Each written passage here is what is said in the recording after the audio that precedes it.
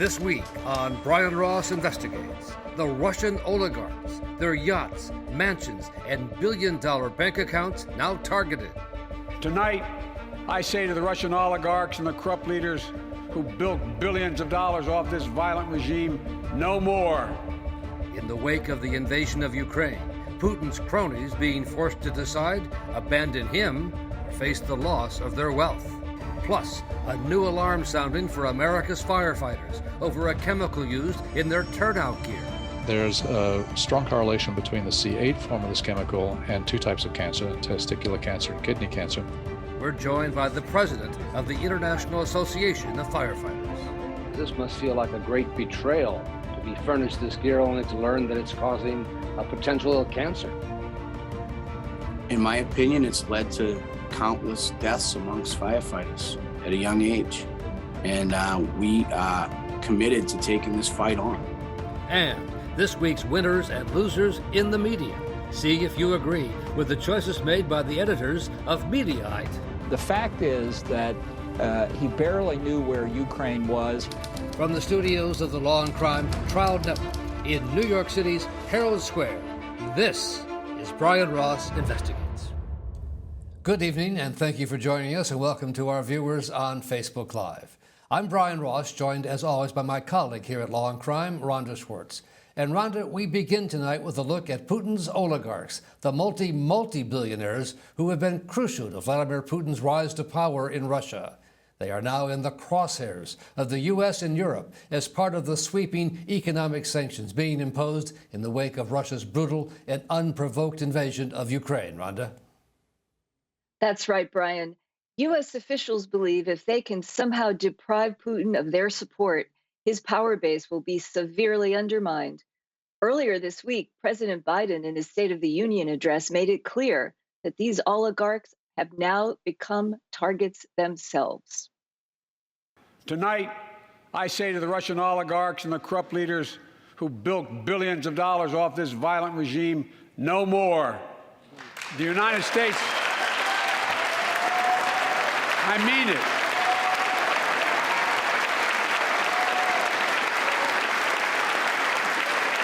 The United States Department of Justice is assembling a dedicated task force to go after the crimes of the Russian oligarchs.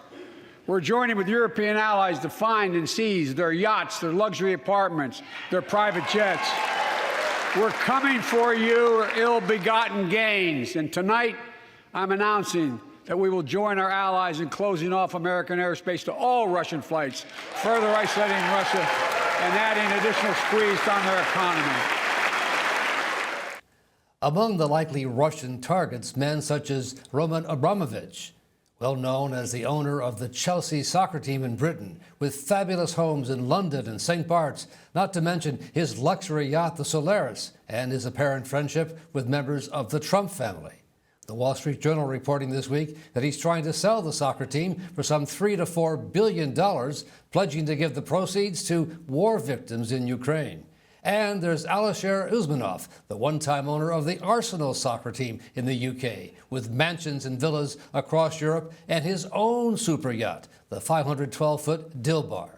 To get a better understanding of whether these efforts to sanction them will have any effect, we're joined by Professor Louise Shelley, the founder of the Terrorism, Transnational Crime, and Corruption Center at George Mason University, who specializes in the former Soviet Union. And by Spencer Woodman, who has led the reporting on this issue for the International Consortium of Investigative Journalists. Thank you both for being here. Professor Shelley, let me start with you. There are reports already that one of the so-called oligarchs, Oleg Deripaska, has called on Putin to stop the bloodshed. So is even just the threat of the sanctions enough to begin to work on them? One needs to be careful of what Deripaska has said. He has said that war should stop. He has not criticized Putin for leading this attack on Ukraine. So therefore, he's trying to protect himself. And do you think these proposed sanctions will have any impact? Are they going to start abandoning their friend, Mr. Putin? Not quite yet. We have to make these sanctions work. And unfortunately, there are lots of barriers at the moment to getting at their assets and even to finding them, because a boat, a plane cannot easily be hidden but millions, if not billions, are hidden in real estate where we don't know who the real owners are. And Spencer Woodman, that's been one of your focuses, the hidden wealth of all these oligarchs. There are literally hundreds of them. There are, and it's, I mean, as a reporter covering this, I spend long days trying to get beneath the layers of secrecy that a lot of these oligarchs have put in the way of any sort of public scrutiny or understanding of their assets. I think the U.S. Treasury just announced an interagency task force to try to get to not only enforce these sanctions, but actually figure out how to get beneath some of these the various layers of assets that the oligarchs use in order to hide their wealth. And Professor Shelley, a question for you from Rhonda Schwartz. Rhonda? If it's difficult legally to enforce these sanctions, to go after these oligarchs, what about in the court of public opinion? Is this the end of the lifestyles of the rich and famous? I don't think we're there yet. They have so much of their money and their yachts in offshore locales. So they're heading their boats off and yachts off to the Maldives. They're in places that are out of reach. The problem is to make sure that they're not enjoying their wealth in the US, but going after and seizing these assets is a whole lot more difficult than it suggests. And I think as we just mentioned this task force, this is a governmental task force, but the information that we need sits in civil society, with journalists, with researchers. It needs to be a whole of society approach to go after this. Spencer Woodman, some of your reporting has been on the hidden money, including this cellist who Putin apparently uses. Yeah, so that probably one of Putin's most well-known proxies, that is someone who holds great amounts of wealth for him, but not in his name, is a guy named Sergei Roldugin, who's a childhood friend of Putin, and who's a classical cellist in St. Petersburg. The Panama Papers revealed that Roldugin was receiving literally billions of dollars in payments in amassing tremendous unexplained wealth. And the reporting heavily suggests that this wealth was being held for Vladimir Putin. Roldugin was just for the first time sanctioned by the EU on Monday, even though this reporting has existed for several years now. Right. And Professor Shelley, what's the calculation that these oligarchs have to make as the threat of sanctions is levied on them in terms of staying loyal with Putin or not? At the moment, they're playing both sides. Not all of them. A few of them are attacking the war, but not attacking Putin. And I think it's going to take a lot more time for these oligarchs to turn on him because they have families, they have enormous business wealth in Russia. And Khodorkovsky, who turned on Putin a long time ago, wound up losing his prime properties. He was criminally investigated and sent to Siberia to serve a long time in a labor camp. So it's clear what the costs are of crossing Putin. And Spencer Woodman, how about Putin himself? Talk about oligarchs. He's said to be one of, if not the wealthiest man in the world. Yeah, and untangling his wealth has been just so difficult for both journalists and people in government. You can sanction him, which is a novel and interesting thing to do, but the meaningfulness of that is going to be limited if you don't know where his wealth is and exactly who's holding it. All right. Well, Spencer Woodman and Professor Shelley, thank you so much for being with us here tonight. Thank you for having us. Thanks, Brian. You bet. Up next, an urgent alarm for America's firefighters. Could the chemical in their turnout gear be putting them at risk for cancer? You're watching Brian Ross Investigates on the Law and Crime Trial Network.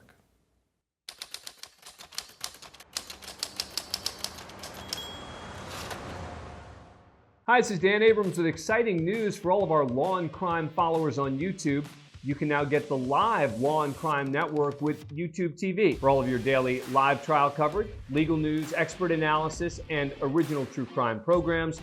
Subscribe to YouTubeTV today and then locate Law and Crime in the channel guide. And for only $1.99 a month, you can add the network to your bundle. Watch Law and Crime every day with YouTubeTV. We put you in the jury box.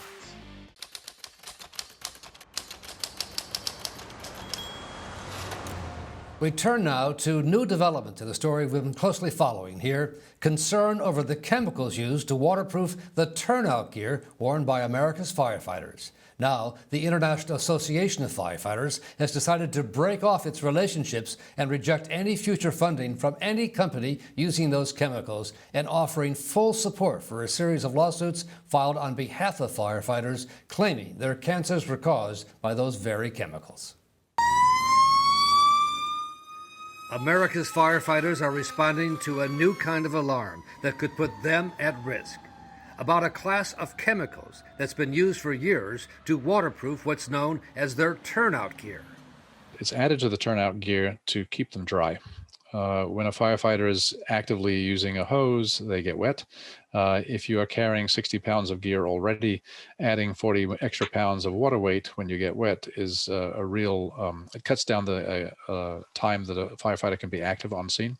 But Professor Graham Peasley at Notre Dame University, who's been studying the turnout gear used by fire departments across the country, says the chemical used most widely until recently, known by its shorthand C8, presents its own risk to firefighters. There's a strong correlation between the C8 form of this chemical and two types of cancer, testicular cancer and kidney cancer. It's the same class of chemicals in the foam used by firefighters to put out certain kinds of fires. It's all led to a series of lawsuits and a warning now from the International Association of Firefighters. And we're joined now by Ed Kelly, who's the president of the International Association of Firefighters. Mr. Kelly, thank you so much for being with us. Brian, thank you, and thank you for shedding light on this very important subject. You say it's no coincidence that there's increased rates of cancer among firefighters. Well, even going back to, for decades, we've known that the exposures that we endure when we respond to fires, when burning materials or off-gassing, expose us to carcinogens and lead to higher rates of cancer. What is a new revelation is that our actual personal protective equipment, our bunker gear, is actually infused with carcinogens that we now know we're re-exposing ourselves time and time again. So this is a new threat that has emerged, new reality of how we're being exposed to these carcinogens. You also say that the companies that sell this gear with this chemical are engaged in a public deception. What do you mean? Yeah, we would really like to know when these companies knew that these carcinogens were exposing us, and what did they do about it? And I can tell you from our end, we know that they've denied any wrongdoing. So for your firefighter members, this must feel like a great betrayal to be furnished this gear only to learn that it's causing a potential cancer. In my opinion, it's led to countless deaths amongst firefighters at a young age. And we are committed to taking this fight on. Our members spoke loud and clear at our convention. We don't want to be in bed with any chemical companies. And when it comes to, these chemical companies and what they've told us, we're actively pursuing congressional hearings to bring people before Congress to find out what they knew, when they knew it, and what did they do about it. Because our members deserve answers, and our families of our fallen deserve answers. It was the case of a Massachusetts firefighter, Paul Cotter, that helped to spur the research. I was diagnosed with prostate cancer in October of 2014. I had treatment, surgery early in 15, and had to retire from the job. At any point when you were serving as a fire lieutenant on the force there, did you have any kind of warning that there was this potential harm from the turnout gear, the chemicals used to coat it? No, none at all. None at all. No one ever thought about the gear as being dangerous. But We in fact, wore it now all you- the time. We wore it shopping. We wore it sitting around in the kitchen. It was our safety net, our gear. It was only after Cotter's cancer diagnosis, when his wife Diane began to do her own research and contacted the Notre Dame professor, that he learned of the potential risk. I was pissed. And there's a lot of firefighters are in the same boat that I am. It led Diane to become a champion in the cause to investigate the use of the chemicals in firefighters' turnout gear. It changed everything, Brian. When I tell you it changed everything, believe me, you don't want that cancer diagnosis. I get very emotional speaking about it because he was a fireman's firefighter. So even now, 5 years later, it's difficult to talk about. This is a epic disaster as far as we're concerned. We call it the greatest deception ever. No direct link has been proven between the chemicals used on the turnout gear and any specific firefighter's cancer diagnosis, but a growing number of firefighters are demanding answers. Meanwhile, your members have to put on that turnout gear every day they respond to a fire. That's true.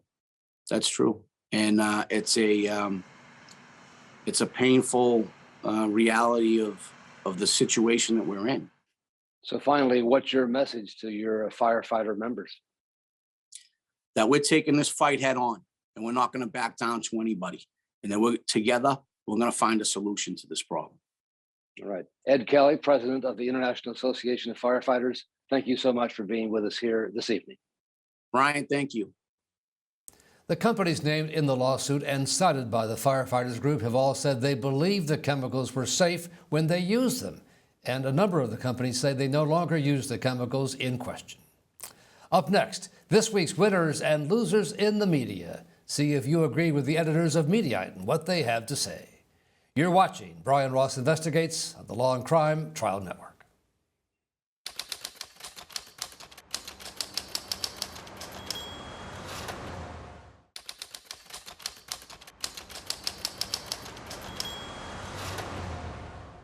Time now for this week's winners and losers in the media, as chosen by the editors of Mediaite.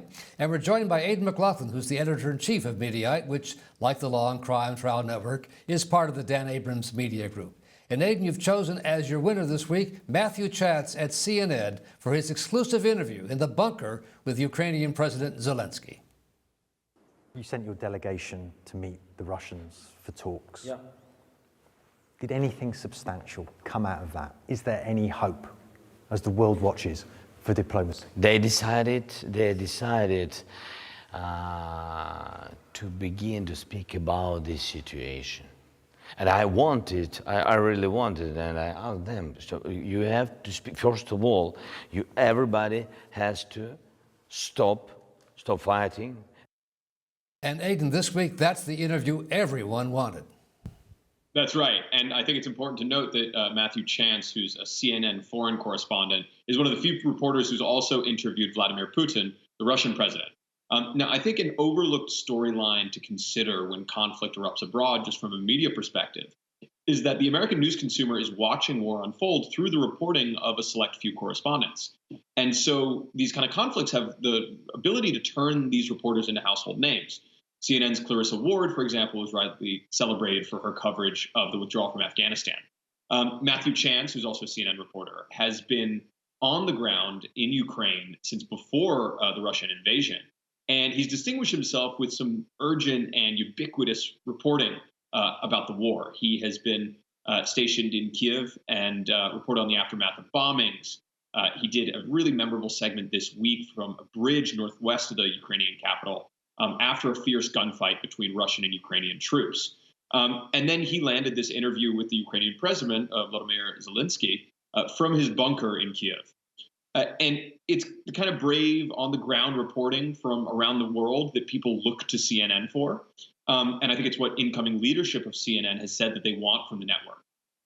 So CNN has a large group of reporters and anchors stationed in Ukraine. Anderson Cooper is now anchoring his show live from Ukraine. But it's really this reporting from Matthew Chance that stood out this week.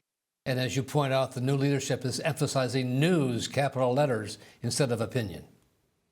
That's right. And, I think for the past couple of years, CNN has gotten a reputation, and not a particularly good one, for leaning into opinion of the anti-Trump variety. That is cheap to produce because all you have to do is put a couple of pundits up on a panel and have them fight it out. This kind of reporting that CNN is really known for, and that does better than I'd say any other network, reporting from around the world with on-the-ground reporters and correspondents, is a lot more expensive. It maybe doesn't get the ratings that sort of punditry does, opinion punditry, but it's really, really valuable. And I think it's what people want CNN to be. And it's certainly what the new leadership coming into CNN wants the network to be known. Right. And this week's loser, Rob Schmidt at Newsmax, who tried to defend President Trump as a savior for Ukraine and was shot down by, of all people, John Bolton. The fact is that he barely knew where Ukraine was. He once asked John Kelly, his second chief of staff, if Finland were a part of Russia. It's just not accurate to say that Trump's behavior somehow deterred the Russians. So Rob Schmidt got a comeuppance there. Right. So that's Rob Schmidt, a Newsmax host, and he pushed an argument that's been pretty pervasive among Trump boosters in media, that Trump would have somehow deterred Putin from invading Ukraine because he showed resolve that the current president, President Joe Biden, has not. Now, we have no way of knowing whether Putin would have invaded under a President Trump had he won the 2020 election. That's a hypothetical. But the Newsmax host Rob Schmidt made that argument that Trump was tough on Russia and that had a deterrent effect. He said that in an interview with John Bolton, who was the national security advisor under Donald Trump, and he systematically rejected that argument. He said that Trump did not have a tough stance against Putin, and that all of the sanctions that were imposed on Russia by the Trump administration, Trump complained about, and he said that they were actually too tough on Russia. He also noted, as you saw in that clip, that Trump barely knew where Ukraine was, and even asked his chief of staff whether Finland were actually part of Russia. Right. So I think it's a pretty systematic rejection of the idea. It was advanced by Robert Schmidt that Trump would have been tough on Russia. All right, Aidan, thanks so much. That's our program for tonight. Thanks for being with us. We'll see you next week.